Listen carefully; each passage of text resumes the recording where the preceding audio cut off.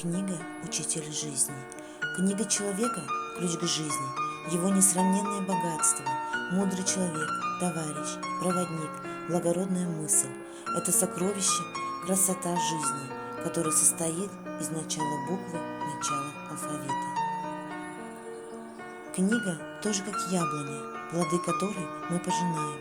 Мы знакомимся с жизнью всего человечества через книги. Книга обогащает наши знания. Книга – жизнь нашего времени.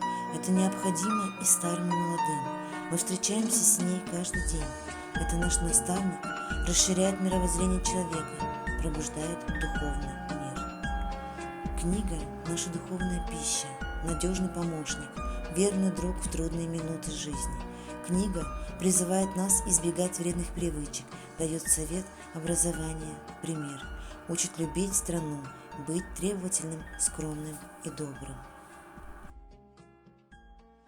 Кітап деген басындағы білімнің, кітап деген ақыл ойын ілімнің, кітаппенен дос болыңдар, жұртпандар, жерде жатса көтеріп қой бастаңдар.